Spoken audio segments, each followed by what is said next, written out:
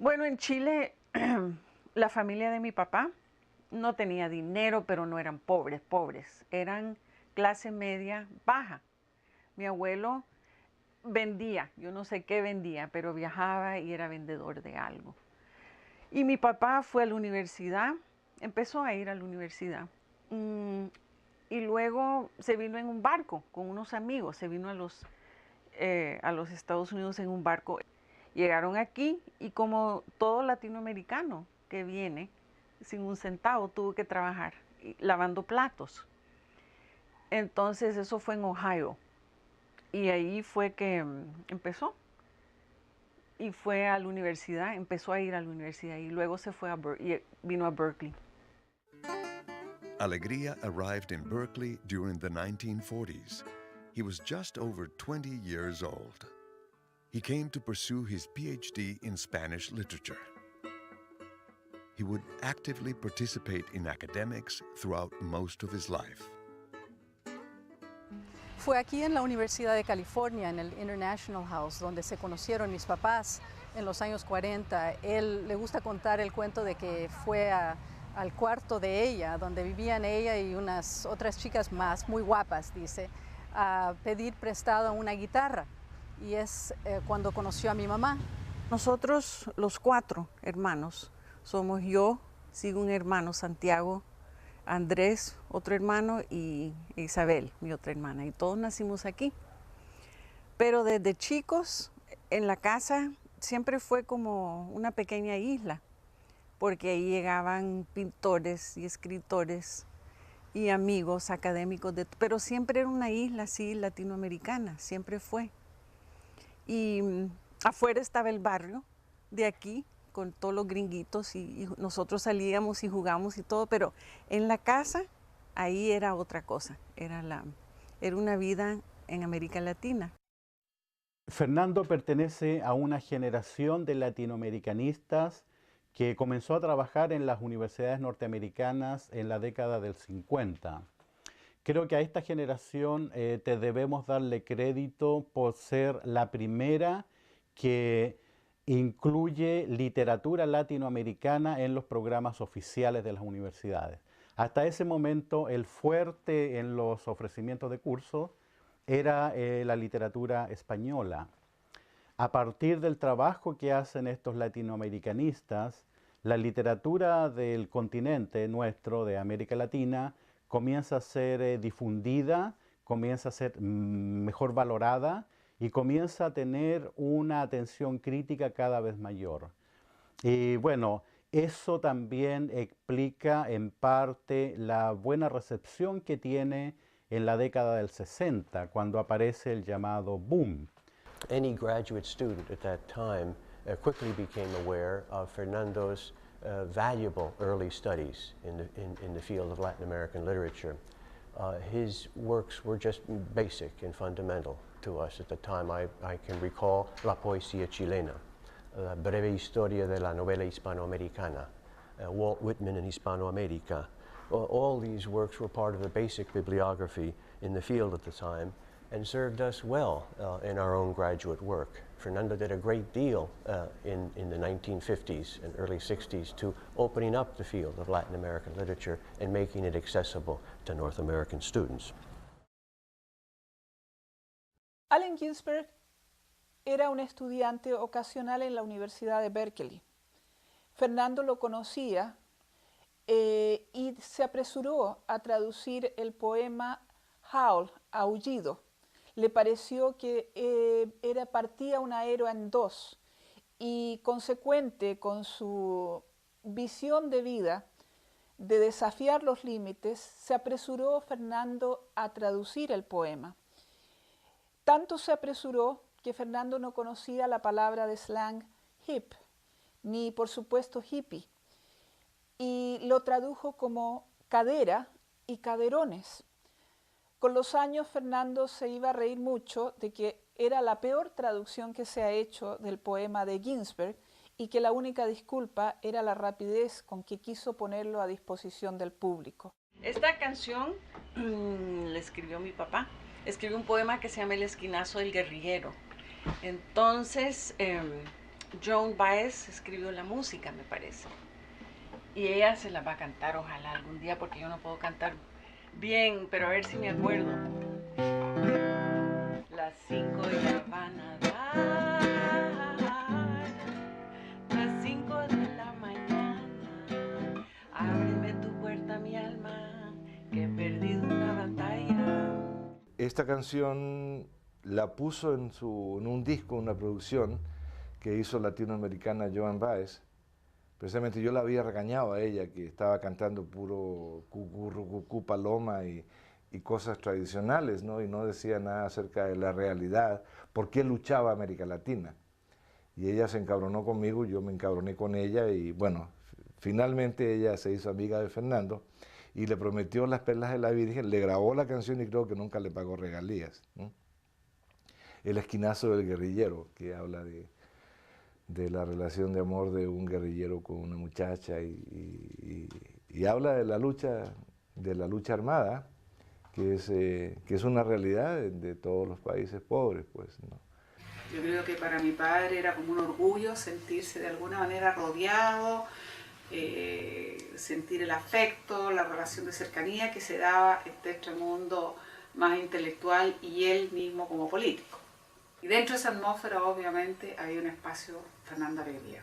Yo creo que es un recuerdo que dejó, desde luego, esa relación estrecha, cálida, con mis padres, con la familia. Y el recuerdo de Fernando en ese sentido, aquí en Guardia Vieja, existió. Y creo que es importante destacar, digamos, que él no solo se sintió cercano entonces a Salvador Allende político, sino que contribuyó activamente a la campaña, estuvo presente, fue generoso en su aporte. No hay que olvidar entonces lo que significó el haber entregado los derechos y lo que significó el poema, digamos, Viva Chile Mierda, que sirvió evidentemente en la campaña del 64. Esto fue muy importante. En su poema Viva Chile Mierda, Fernando Alegría muestra nuevamente esa concepción de la historia en que lo que importan son los sueños colectivos y es esta humanidad de los perdedores que está reafirmando su derecho a la vida y su derecho a las utopías. A Fernando le tocó conocer muy de cerca todo el movimiento social y cultural que se vivió en Estados Unidos en la década del 60. El movimiento por los derechos civiles, la revolución cultural hippie y el paulatino reconocimiento de los derechos de las minorías étnicas de Estados Unidos. Por ejemplo, él tiene un cuento que está fechado en 1942 que se llama Aquel lado de la cortina, donde aparece, yo creo que por primera vez, el problema de la discriminación de los chicanos en Estados Unidos. En ese tiempo, César Chávez y el movimiento campesino era muy fuerte. Como chicana, nacida en California, de padres de Nuevo México, entré a la universidad cuando ya tenía yo 3 hijos y 30 años. Era un poco más de edad de los estudiantes que usualmente entran después de luchas para abrir la universidad a las minorías. Entonces, gentes como Fernando fueron los líderes para nosotros, maestros, gente ya preparados con luchas y perspectivas mundiales.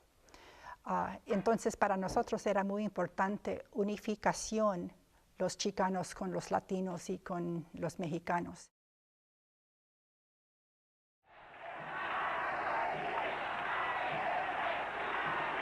In 1970, the people of Chile elected Salvador Allende as their president. Fue muy amigo de Salvador Allende, muy amigo de Tencha, de Hortensia Bussi, de Allende. Yo lo vi muchas veces en su casa. Y cuando triunfó Salvador Allende en 1970, fue designado agregado cultural a la Embajada de Chile en Washington.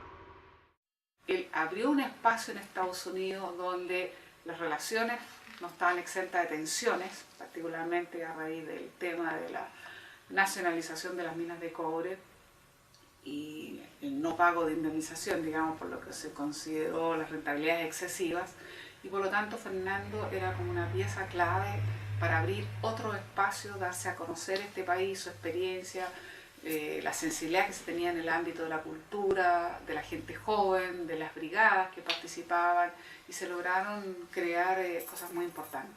La trascendencia de Allende es una trascendencia que va de lo socialdemócrata, democrático, al heroísmo popular. Allende fue entrando poco a poco en el sentido heroico, épico del pueblo chileno en sus hazañas por conquistar una libertad individual, con toda la responsabilidad social que uno imagina en héroes de esta naturaleza.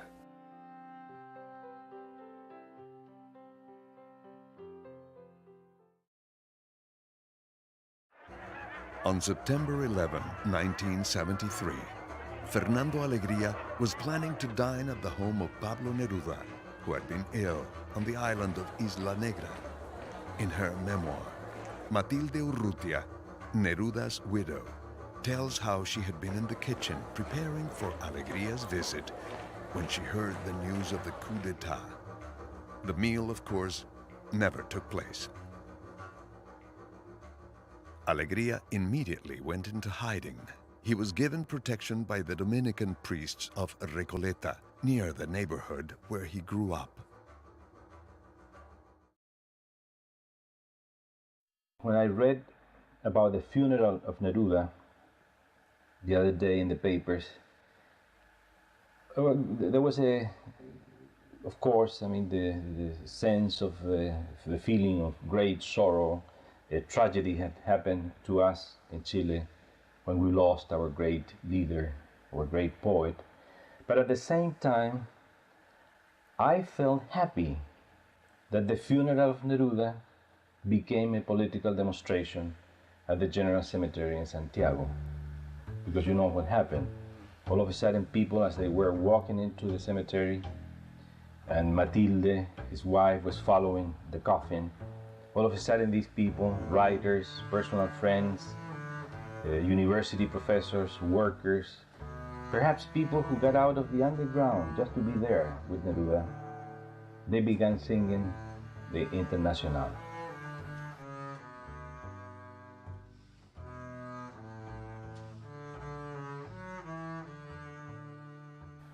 And you have to think what this means. These 1,000 or 2,000 people singing the words of La Internacional in Santiago at the time when there are about 7,000 or 10,000 people imprisoned. People who are, some of them perhaps awaiting execution without trial.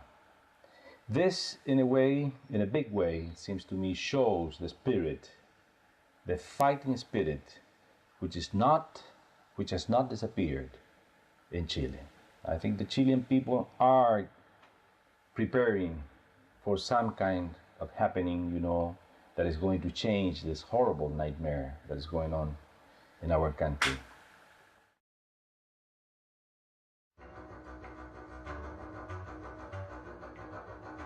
Almost immediately following the military coup, the junta issued an official decree permanently banning 4 prominent leftist leaders from Chile.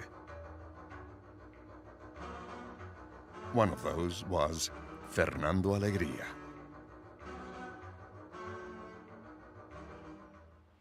Cuando él regresó de Chile, en realidad yo creo que regresó una persona muy, muy diferente. Fernando entonces también para nosotros fue muy importante que denunciara, como lo hizo, con la fuerza que lo hizo, con la consecuencia que lo hizo, las graves violaciones de derechos humanos ocurridas en Chile.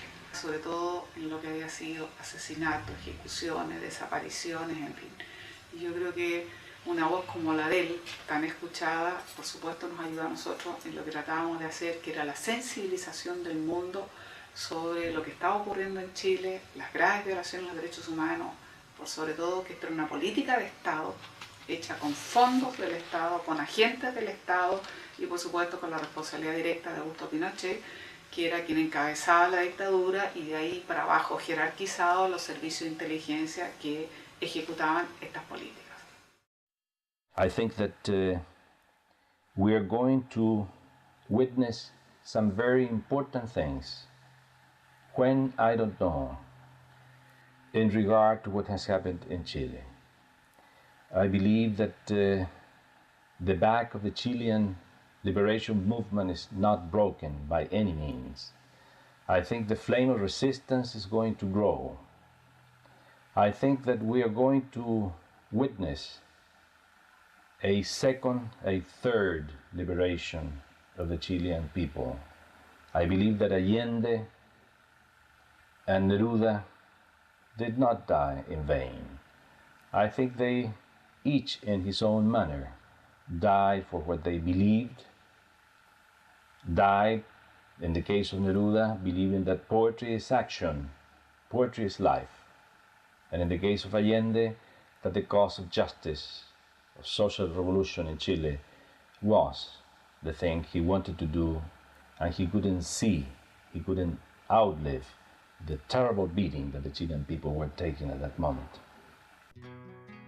Soon after he returned from Chile, Alegría published an article denouncing the coup in a Mexican newspaper.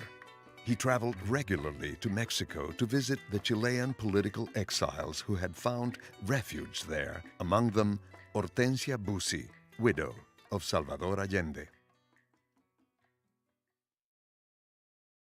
Él entendió de que su tarea era también luchar por el retorno de la democracia y de la libertad en nuestro país. Y lo hizo con la riqueza, con la cultura, con la pasión que él ponía en las causas nobles, que eran las suyas. And then after the violent overthrow of the Allende government, Fernando was very supportive of the democratic forces in Chile, those who were persecuted and imprisoned, as well as those who were forced into exile and driven from Chile. Fundaron la revista Literatura Chilena en el Exilio, que luego se llamó Literatura Chilena, Creación y Crítica. Muchos intelectuales latinoamericanos y muchos escritores, entre ellos Gabriel García Márquez, colaboraron en forma bastante efectiva y bastante constante con el proyecto.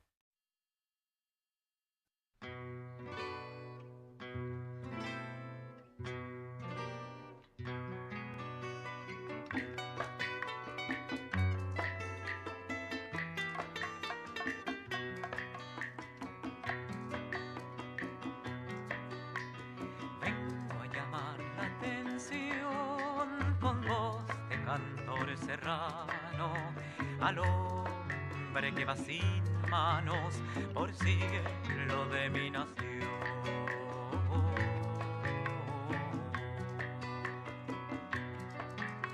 No ignora en su turbación